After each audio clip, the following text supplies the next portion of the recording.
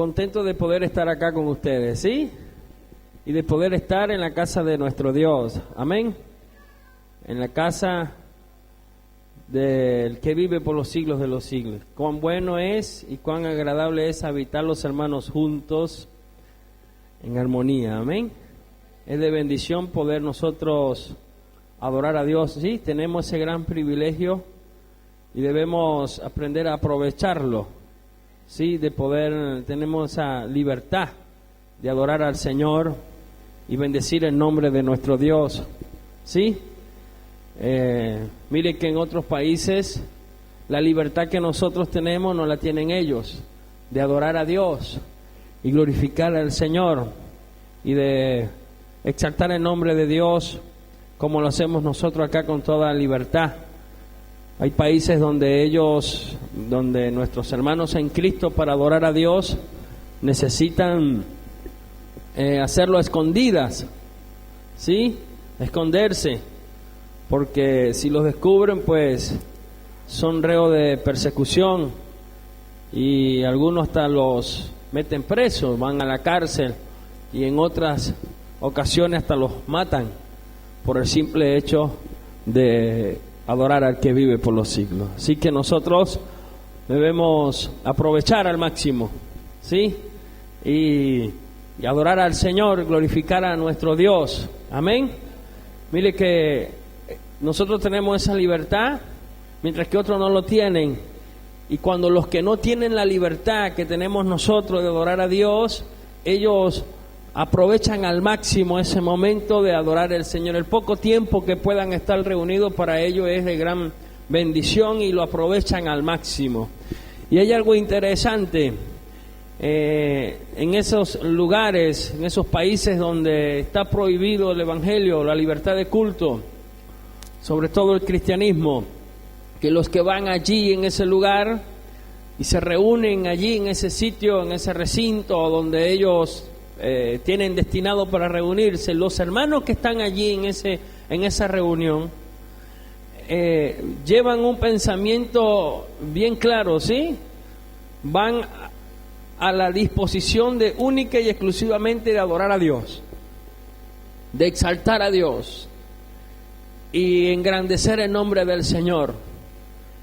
Y lo hacen con tanto amor, con tanto entusiasmo, con tanto cariño, por decirlo de una manera, ¿sí? Y aprovechan al máximo y adoran allí al Señor de todo corazón. Nosotros pues necesitamos aprovechar y adorar a Dios de corazón con esa libertad, ¿sí? que tenemos en Cristo Jesús. Bien, hermanos, hoy tenemos la Santa Cena. Vamos a ir a la enseñanza. Yo no quiero pasar por alto lo que hemos venido hablando en cuanto a lo que es la persona del Espíritu Santo, ¿sí?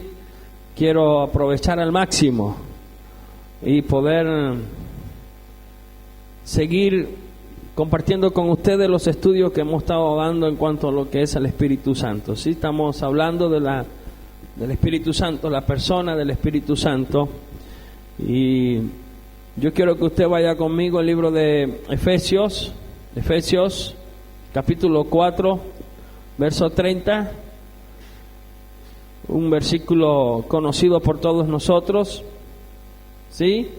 Y estamos hablando que el Espíritu Santo es una persona.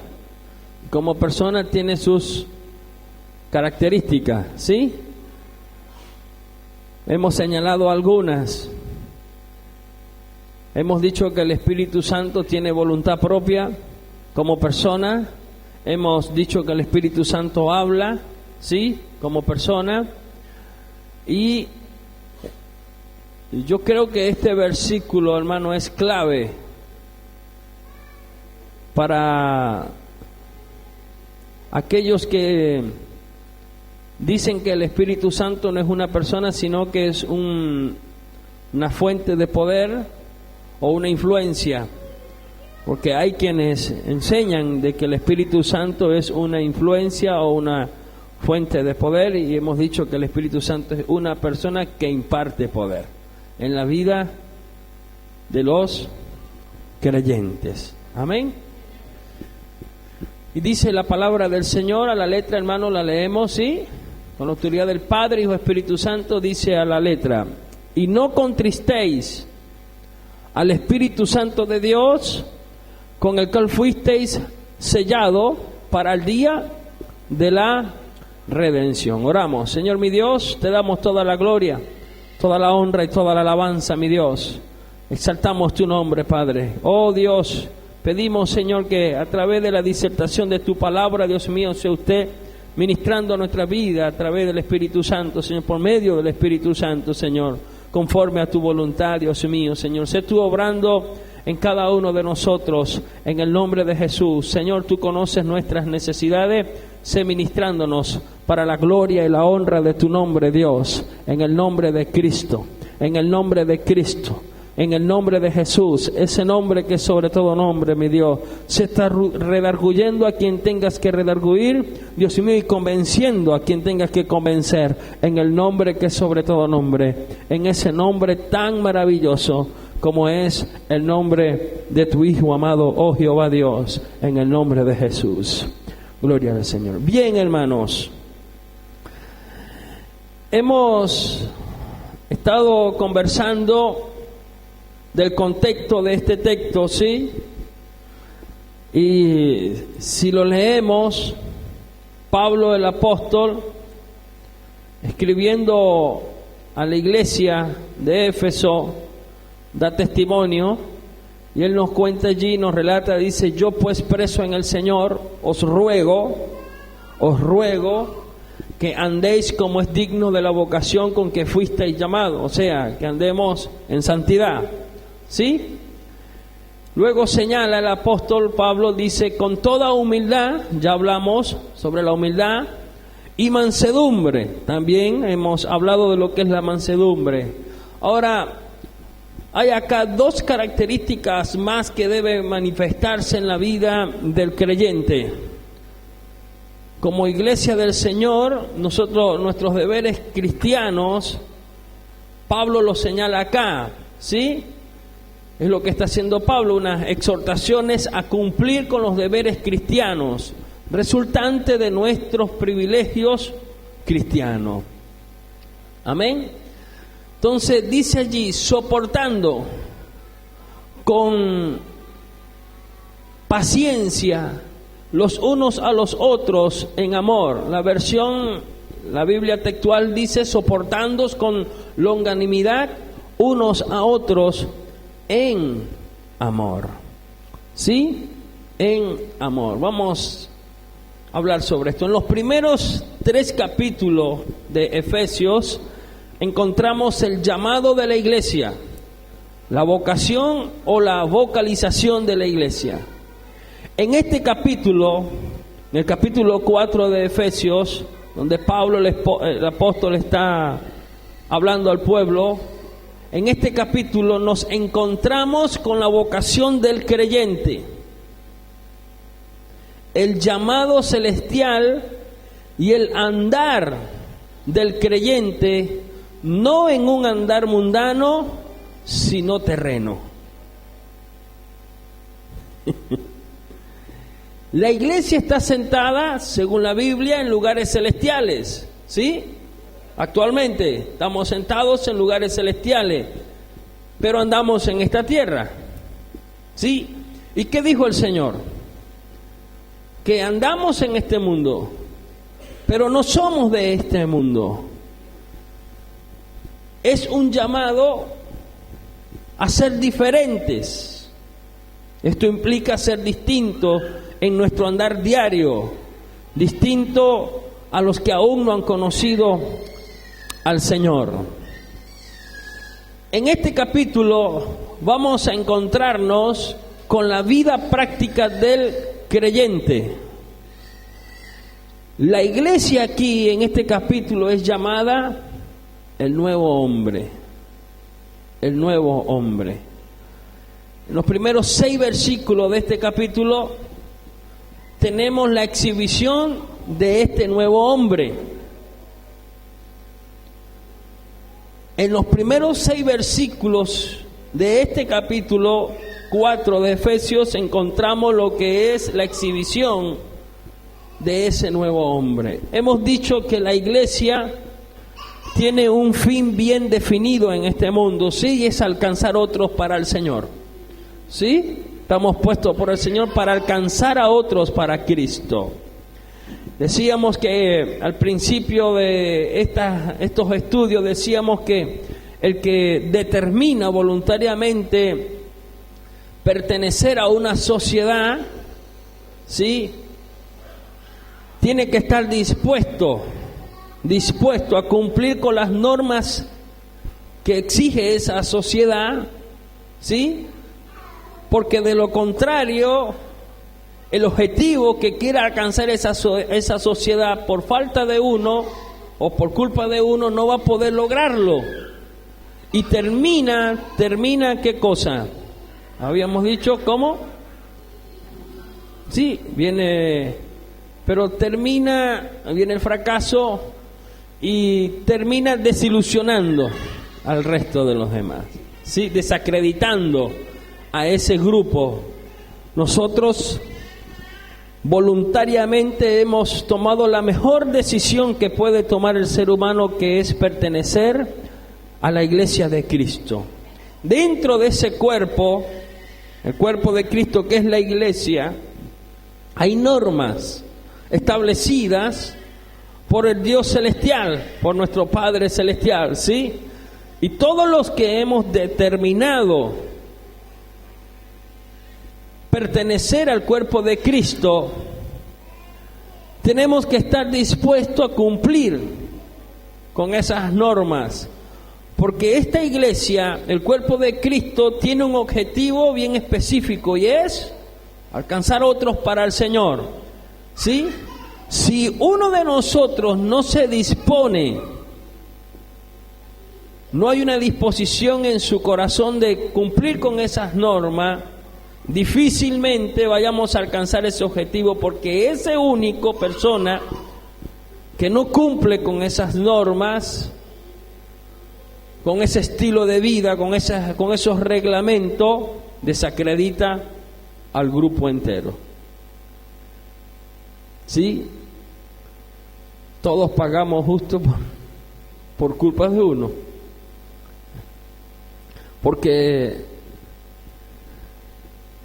el hombre sin Cristo no va a decir el hermano o la hermana, sino la iglesia.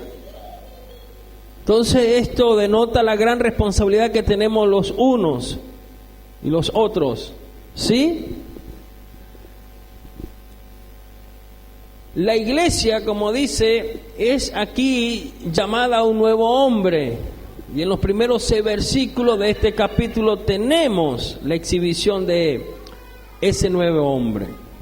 Los versículos 7 al 16 tenemos la inhibición de ese nuevo hombre. Y del 17 al 32 tenemos la provisión del nuevo hombre en ese capítulo.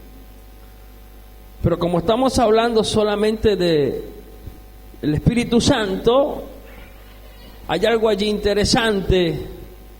Señala que el Espíritu Santo como persona se puede contristar. ¿Y quién es el causante de que el Espíritu Santo se contriste? No es el vecino, no es la vecina, no es el hermano de al lado, es cada uno de nosotros. Somos responsables ante la presencia de Dios de ser causante que el Espíritu Santo se contriste. El nuevo hombre debe exhibirse en la tierra. Y aquí nos encontramos en este capítulo con las indicaciones para el nuevo hombre, cosas que nosotros tenemos que prestar mucha atención. La falta de humildad, que es una de las características que debe acompañar la vida del nuevo hombre, la vida de la nueva criatura, en Cristo Jesús. Y la falta de mansedumbre, que también debe ir acompañada en la vida del nuevo hombre, es nuestro deber como cristianos, ¿sí? Trae como consecuencia contristamiento del Espíritu Santo. La falta de humildad y la mansedumbre trae como consecuencia contristamiento del Espíritu Santo. Dijimos que la humildad significa ¿qué cosa? Significa literalmente sentimiento de pequeñez, no bajeza, ¿sí? Y la mansedumbre dijimos que no es ser tonto o débil. Se refiere a una persona que posee la cualidad de perdonar injusticias, corregir sus faltas y gobernar bien su espíritu. Mansedumbre es tener el deseo y el gusto de hacer la voluntad de Dios, a pesar de las consecuencias. Es inclinarse uno mismo a la voluntad de Dios. Dijimos que esto no implica el no reclamar nuestros derechos, ¿sí? Tenemos nuestros derechos, los reclamamos, pero con mansedumbre. No nos apresuramos a irarnos. Amén.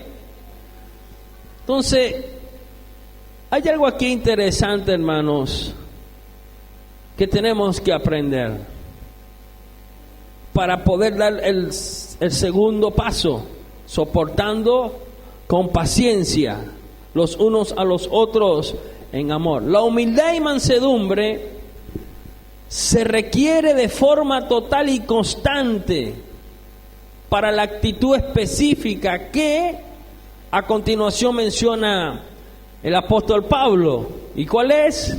Soportarnos. ¿Cómo? Con paciencia. Los unos a los otros en amor. Si no hay humildad y no hay mansedumbre en la vida de una persona, difícilmente cumpla con ese siguiente requisito, como es el soportarnos los unos a los otros en amor, ¿sí? Con toda paciencia. Vemos aquí lo que Pablo indica.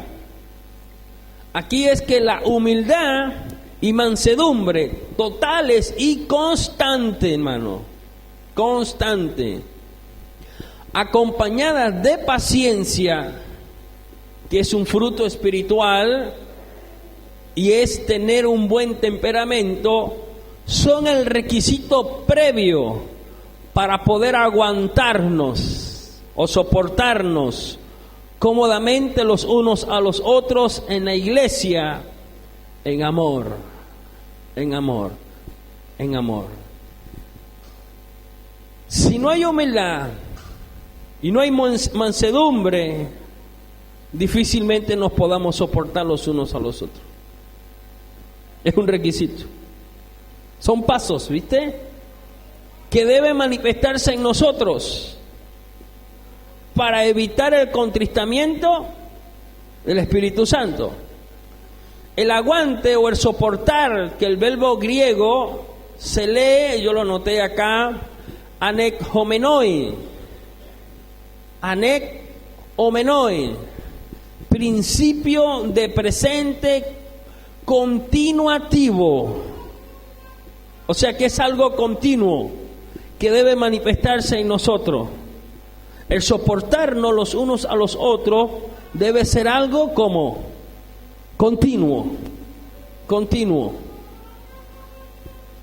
Pero recuerde, lo primero es mansedumbre, humildad y mansedumbre, para poder manifestar el siguiente paso, el poder soportarnos, aguantarnos. Esta característica comporta como la virtud que corona el complejo de virtudes necesarias para preservar la unidad eclesial. Si no se manifiesta esto en nuestra vida, difícilmente en la iglesia se manifieste un vínculo de ¿qué? De unidad. De unidad. Y donde no hay unión, hay división. Y Jesús dijo algo interesante. Jesús dijo que una casa dividida no puede, ¿qué cosa? ¿No puede qué? Dímelo. Prosperar. No puede permanecer en pie. No puede prevalecer. ¿Por qué? Porque está dividida. Y si está dividida, los que habitan en esa casa, ninguno se ponen de acuerdo.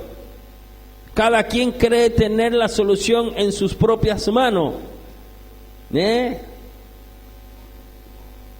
Va agarrando forma esto. ¿Se ve lo necesario que es manifestar esto? Humildad, mansedumbre, para que podamos soportarnos, aguantarnos los unos a los otros en amor, en el amor del Señor, y poder permanecer como unidos en un mismo sentir, en un mismo espíritu, ¿sí? En un mismo querer. Entonces, unidos como iglesia del Señor y unidos al cuerpo de Cristo, como cuerpo de Cristo y unido a Cristo, seremos más que vencedores. Es sencillo. Imagínese un matrimonio dividido, donde los cónyuges nunca llegan a un acuerdo. Prevalece más el orgullo, prevalece más cualquier otro sentimiento menos que la humildad y la mansedumbre. ¿Puede ese matrimonio prevalecer junto si no se ponen de acuerdo? No. Jesús dijo, la Biblia dice que si dos no se ponen de acuerdo, no pueden andar juntos. Entonces la unidad es necesaria en medio nuestro, estar unido en Cristo Jesús. Sabe que el Señor, hablando de la unidad que es necesaria y la falta de unidad por no manifestar lo antes mencionado, como es humildad, mansedumbre y el poder soportarnos los unos a los otros, la falta de unidad en Cristo Jesús como iglesia es motivo, es causante de que el Espíritu Santo se contriste. Y Dios, a través, o esa iglesia, no puede ser el instrumento eficaz para la gloria del Señor. Y no puede cumplir Dios con esa iglesia, no puede cumplir el objetivo específico para la cual nos ha puesto. Como es ganar otros para el Señor. Y oiga esto, hermano, Jesús, orando al Padre, dijo, Señor, que ellos sean uno como tú y yo somos uno. ¿Para qué? Para que el mundo sepa, o para que el mundo conozca que tú, ¿qué cosa? Me has enviado. ¿Se ve? ¿Se ve? Bueno, el aguante, como dije, es una característica, o esta característica comporta como la virtud que corona el complejo de virtudes necesarias para preservar la unidad eclesial. La unidad eclesial. El aguante mutuo es señal de que el amor rige y gobierna nuestro trato con los demás hermanos. Y el amor ayuda a comprender el hermano y por tanto ¿a qué cosa? A aguantarlo. ¿Cómo se manifiesta este aguante, hermano? O este soportarnos los unos a los otros. ¿De qué manera? Según lo que hemos dicho. ¿De qué manera se puede manifestar ese aguante, ese soportar unos a los otros? A ver, ¿alguien tiene algo para decir? Ajá. Manifestando humildad, mansedumbre, soportándonos los unos a los otros, prevalecemos unidos en amor. ¿Sí? Pero ¿sabe usted, hermano, que ese amor o ese aguante se manifiesta en el perdón? En el perdón. Una de las señales de que andamos según la carne es tener por insoportable a otros hermanos. Y manifestamos falta de humildad, falta de mansedumbre. Por ende, esto trae como consecuencia no soportar al otro y falta de amor. Y como hay falta de amor, hay falta de perdón. Y la iglesia que manifiesta eso no está unida y no puede prevalecer. No está unida, ni siquiera yo me atrevo a decir, ni siquiera pertenece al cuerpo de Cristo, porque no está acorde a lo que la palabra de Dios demanda. No está unida a la palabra. Y la palabra es Cristo. Y donde se manifiesta todo eso, entonces difícilmente el Espíritu Santo es quien gobierne esa congregación. ¿Y quién gobierna en la vida de esos creyentes? Es la pregunta.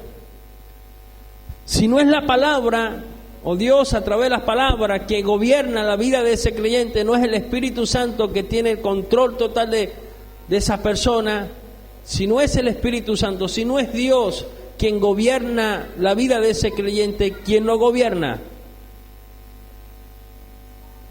Se gobierna a sí mismo.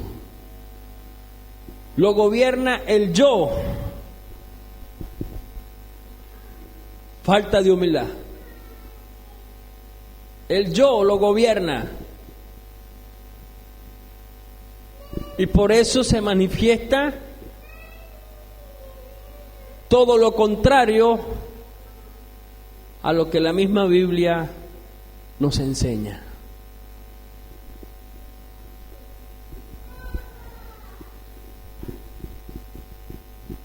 Este aguante se manifiesta en el perdón. De lo contrario, no estamos según el Espíritu, sino que según la carne, y tenemos a los demás como insoportables. Y no nos damos cuenta de algo, o no nos percatamos de algo, que los demás también tienen que soportarnos o soportar nuestros defectos. ¿Se entiende esto?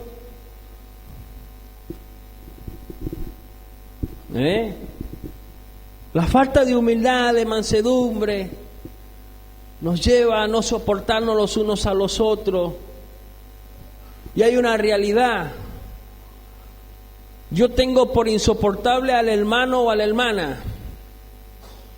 ¿Sí? Por insoportable. Pero no me doy cuenta que yo soy tan defectuoso, tengo tantos defectos como lo tiene el otro. Y el otro tiene que soportar mis defectos, pero yo no estoy dispuesto a soportar los defectos de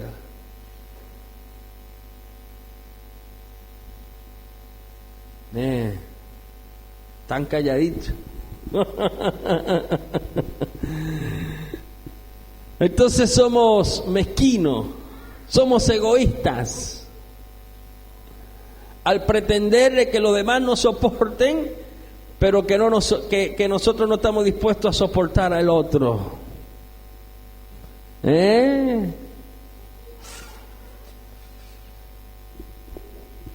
Vamos al libro de Isaías 65:5.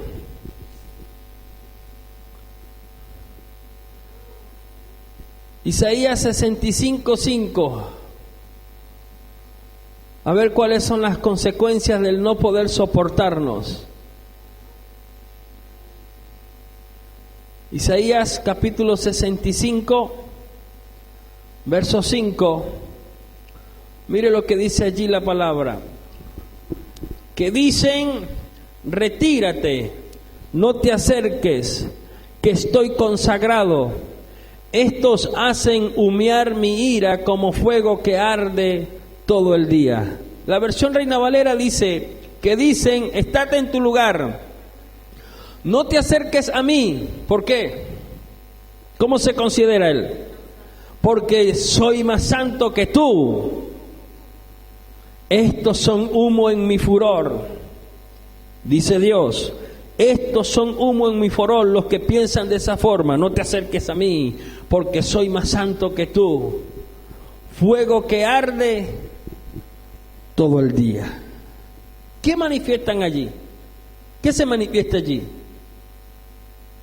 Falta de humildad, falta de mansedumbre, no soporta a los demás, no hay amor y falta de perdón.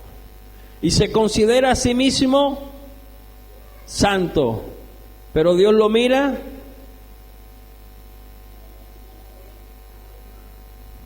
de lejos. ¿Quién gobierna allí? El ego, el yo.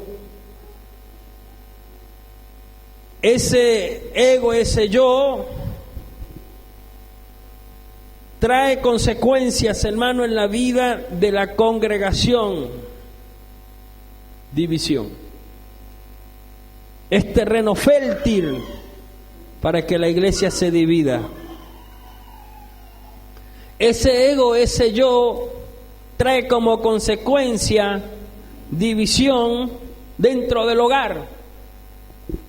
Ese ego, ese yo, trae como consecuencia división dentro de la industria, del empleo.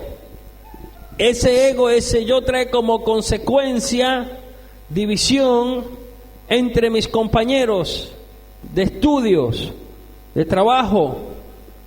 Ese ego, ese yo, trae como consecuencia división aún con mis propios vecinos y en la misma sociedad y comunidad en la que yo vivo.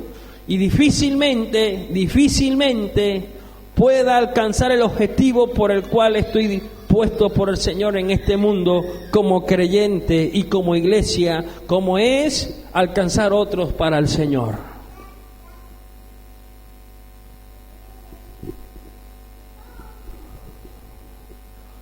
La tercera gran cualidad del cristiano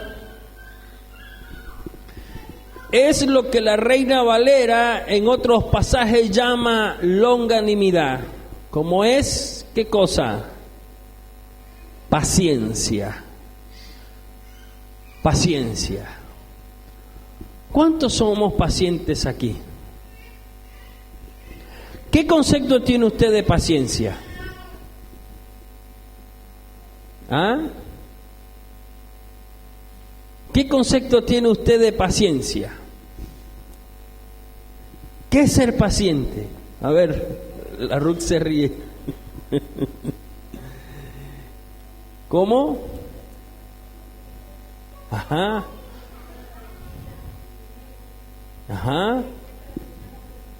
Exactamente. ¿Y cuántos impacientes habemos? Suspiran, ¿no? Por ahí. Esta palabra, hermano, tiene dos direcciones principales en su significado.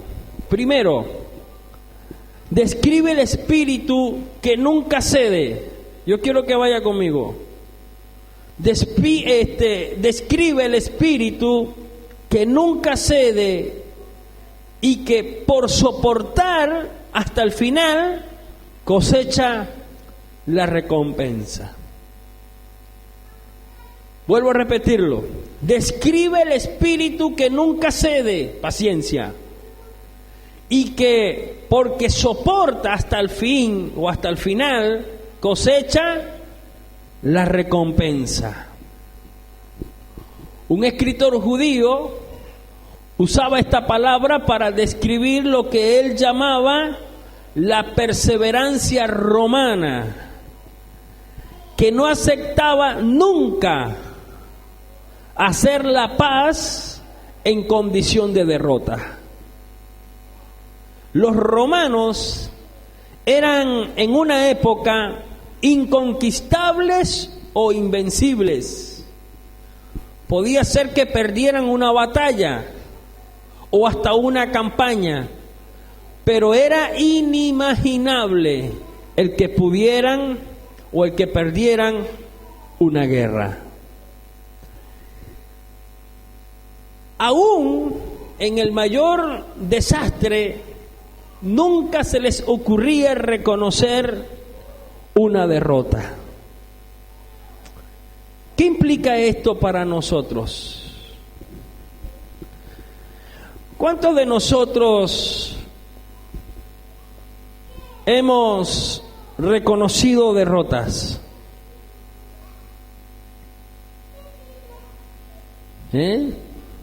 Según el concepto de paciencia. ¿Cuántos de los que estamos aquí hemos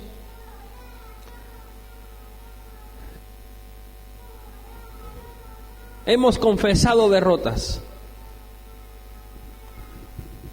El concepto de paciencia, dice, primero describe el espíritu que nunca cede, y que porque soporta hasta el final cosecha la recompensa. Nunca cede. ¿Qué implica esto, hermano? A ver, un espíritu que nunca cede, nunca cede ante la adversidad, nunca cede ante ningún adversario, nunca cede ante una situación contraria a su vida, siempre está allí presente y prevalece, confiando, sabiendo que la victoria es segura en Cristo Jesús. Paciencia, con paciencia. Es lo que decíamos anoche. Usted y yo tenemos una lucha continua, ¿sí? Pero sabemos que una lucha contra Satanás y contra sus demonios. Y esa lucha es hasta que Cristo venga, o hasta el día que el Señor nos mande a buscar y partamos de este mundo. ¿Verdad que sí? Y señalábamos que nosotros cada día tenemos una batalla contra las huestes espirituales de maldad que tienen entenebrecida el entendimiento de aquellos que no tienen a Cristo Jesús. Y eso implica nuestra familia. ¿Verdad que sí? La pregunta es, ¿vamos a nosotros a desmayar y a dejar de pelear? No, hermano. Debemos perseverar con paciencia, sabiendo que la victoria es segura en Cristo Jesús. Por más que el enemigo quiera hacernos ver que estamos derrotados, quiero decirle que en Cristo Jesús somos más que vencedores. Amén. Y que la victoria es segura en el Señor y Él tiene su tiempo. Ahora, la paciencia cristiana es el espíritu que nunca admite la derrota, nunca admite la derrota, que no se da por vencido ante ninguna desgracia ni sufrimiento, por ninguna desilusión o desánimo, sino que persevera hasta el fin, hasta el fin, hasta el fin. Persevera. La paciencia cristiana persevera hasta el fin. Mire, hermanos, como yo dije en estos días, ¿cuántos familiares han partido de este mundo sin ver que aquel familiar por el cual ellos han estado orando por años, por mucho tiempo, ese que está intercediendo ante Dios por un hijo, por una hija, por un sobrino, por lo que sea, por un familiar, por un vecino, por las almas, por un familiar, su hijo, su sobrino, un nieto, y está orando, y le llega la hora de partir a esa persona que está intercediendo, y se va con el Señor, va a la presencia de Dios, y se han ido de este mundo sin ver hecha realidad esa petición. ¿Implica eso que es una derrota para ese cristiano? No, hermano. La oración eficaz del justo puede mucho. Puede mucho. Aunque yo no vea hecho realidad y me toque partir de este mundo y no vea hecho realidad que toda mi familia y todo el entorno familiar se ha convertido, no desmayo. Sigo orando, sigo clamando al Señor, sigo intercediendo hasta el día que parta, sabiendo que la oración eficaz del justo puede mucho. Y nosotros como cristianos, como iglesia del Señor, tenemos que tener en cuenta de que en Cristo usted y yo somos más que vencedores, y que Dios en su tiempo va a obrar conforme a su voluntad, conforme a nuestras peticiones, que todas nuestras peticiones, nuestras oraciones llegan a la presencia del Padre Celestial y Él va a responder conforme a su voluntad. Ahora, paciencia tiene un sentido más característico que ese. Es la palabra griega característica para paciencia con las personas. Lo anterior estaba lindo, ¿sí? De la paciencia. Estaba bueno esa. Paciencia, perseverancia, sabiendo que, ok. Pero tiene una característica más, una segunda característica. Para paciencia con las personas. Paciencia es el espíritu que soporta los insultos y las injurias sin amargura ni quejas.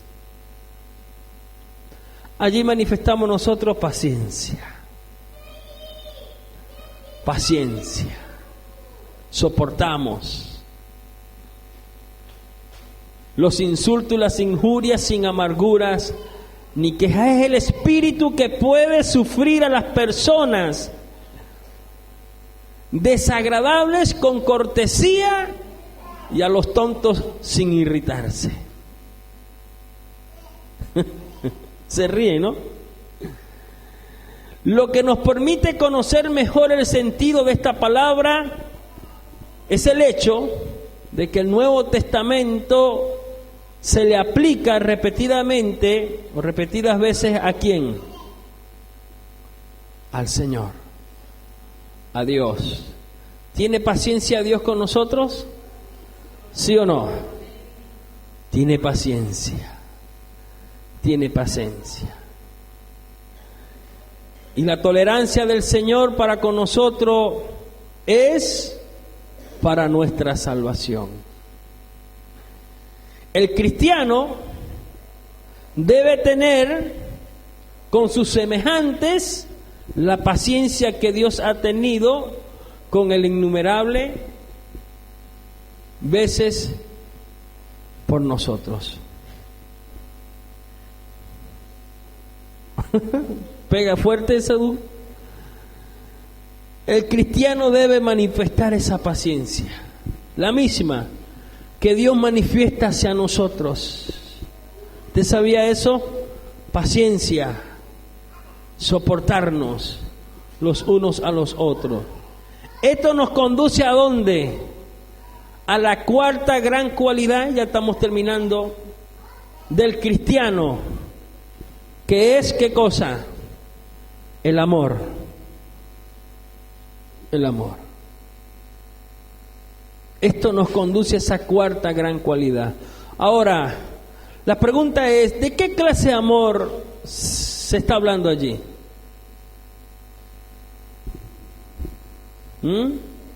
¿Cuál es ese amor? ¿Qué crees tú, Ru? ¿Cuál es ese amor que yo debo manifestar? El amor ágape. Y es un amor perfecto. Yo lo he catalogado de esa forma. El amor ágape, amor perfecto, sin hipocresía, sin engaño, sin mancha. Y recuerde algo, hermano. Recuerde algo. Dios no puede ser burlado.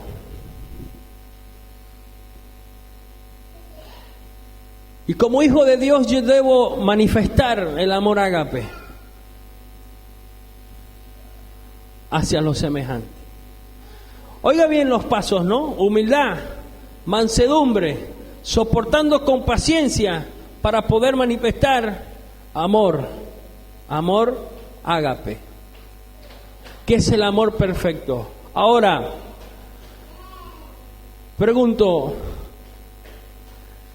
¿hay amor ágape en nosotros? ¿Manifestamos nosotros ese amor realmente? Cuando usted dice, como yo pongo el ejemplo, en el matrimonio, mi amor, yo te amo, le dice el esposo o la esposa a su cónyuge, ¿no? Supuestamente le manifiesta amor, le expresa amor con sus labios, pero la maltrata. ¿Es amor eso? ¿Es verdadero ese amor? No, no es amor. Yo estoy seguro que esa persona ni sabe qué es lo que siente por él. Lo que puede sentir es una atracción física, menos amor.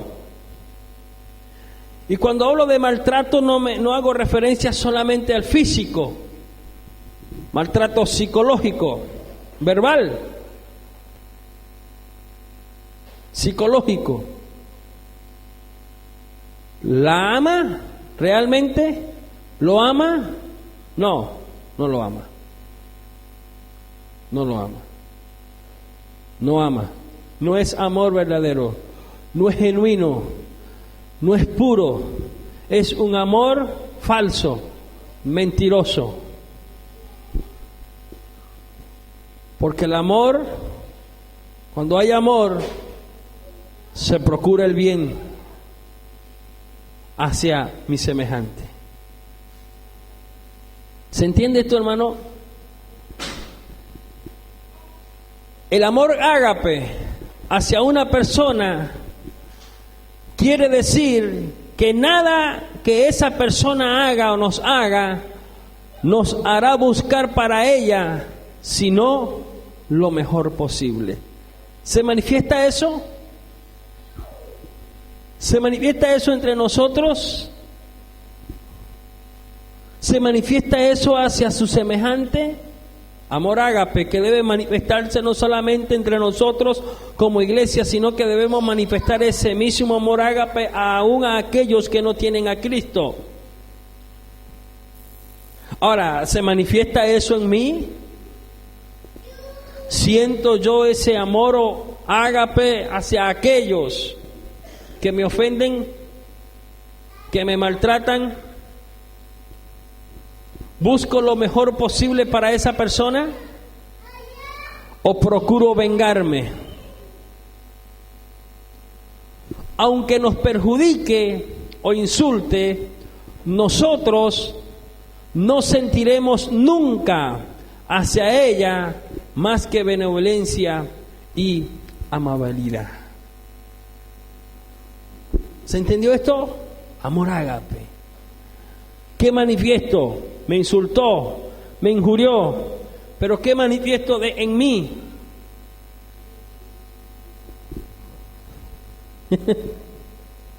Estamos hablando del contristamiento del Espíritu Santo. Como persona. Y si yo no manifiesto esto, hermano, en mi vida, hacia mi semejante, entonces puede ser que me halle que el Espíritu Santo esté contristado. Y Dios no puede cumplir su objetivo por el cual Dios me llamó. Este ágape es algo no solamente de las emociones, sino también de la voluntad. Es la habilidad de mantener una buena voluntad inconquistable con los que no la tienen con nosotros. Ni son amables, ni nos gustan. Ágape es esa cualidad, amados hermanos, de la mente y del corazón, que impulsa a un cristiano a no sentir nunca ninguna malquerencia, odio, rencor, ni ningún deseo de venganza, sino a buscar siempre el mayor bien posible para todos, sean como sean. Sean como sean. Debemos aprender eso. Como iglesia, como cristiano, somos la sal de la tierra, somos la luz del mundo, y para que esa luz resplandezca en aquellos que están en tinieblas, debemos manifestar todas estas cualidades. Y el amor es un fruto espiritual, mas los frutos del Espíritu, el primero que señala es amor. Amor. Amor ágape. ¿Busca usted vengarse? A ver, no hablemos de venganza, pongámoslos de otra forma. ¿Cómo reacciona usted cuando alguien lo injuria?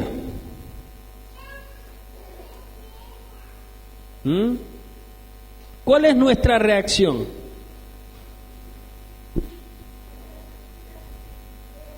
¿Cuál es?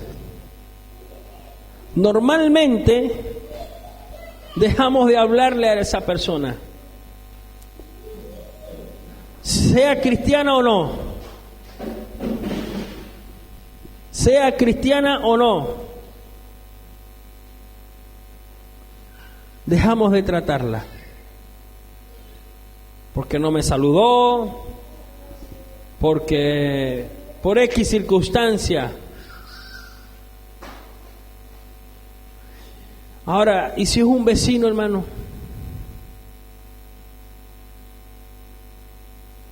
Pero yo estoy orando para que se convierta, hermano, y venga a los pies del Señor. Pero manifiesta usted esas 4 cualidades. ¿Sabe usted perdonarlo cuando el vecino que es inconverso un día se levantó mal y ese día no le saludó?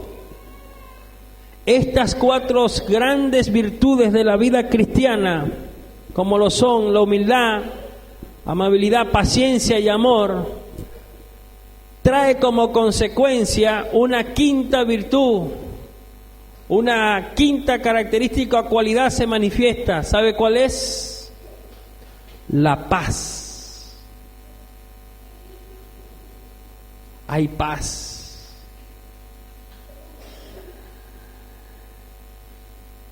Mis pasos dejo, mis pasos doy.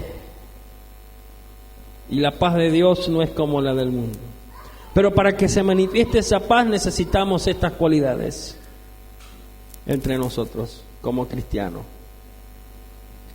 El consejo y la exhortación urgente de Pablo son los que lean su carta, tengan un interés especialísimo en mantener la sagrada unidad que debe caracterizar a la verdadera iglesia.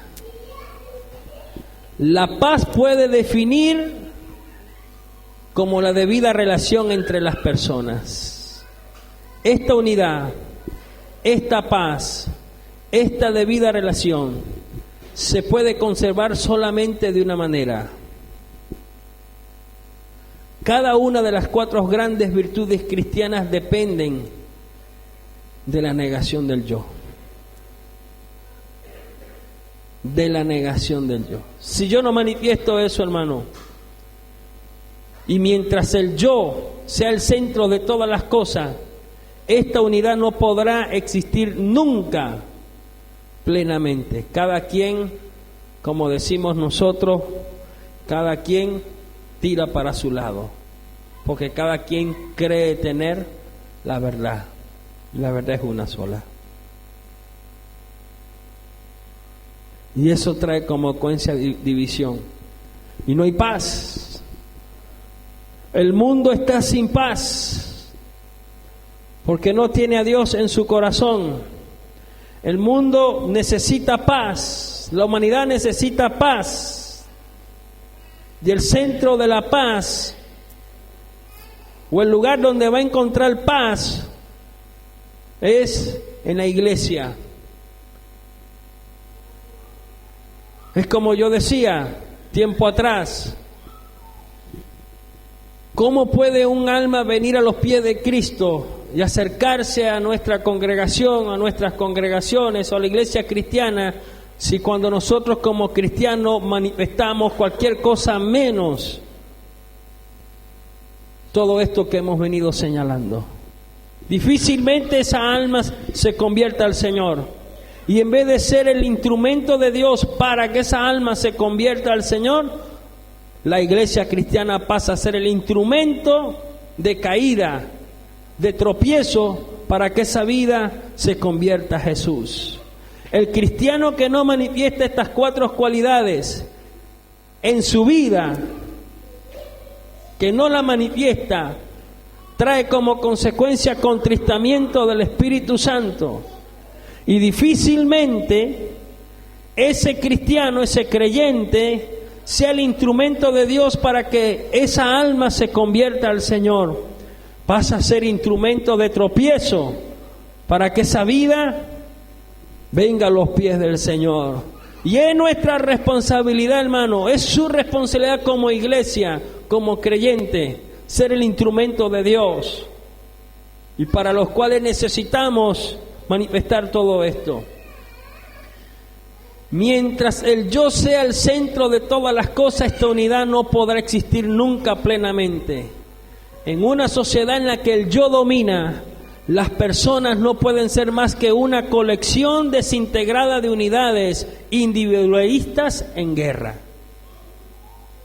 Pero cuando el yo muere y Cristo se aposenta en su lugar en nuestros corazones, entonces se produce la paz, la unidad, que es la característica suprema de la verdadera iglesia. De usted y de mí depende. De nosotros depende. O gobierna el yo y prevalecemos divididos, sabiendo que un día vamos a estar frente al trono de Dios, o hacemos que el yo muera y permitimos que Jesús gobierne nuestra vida y tome el control en nuestros corazones. Amén. Nos ponemos de pie, oramos al Señor. Contristamiento del Espíritu Santo. ¿Qué somos, hermano? Yo quiero dejarle eso para que usted reflexione.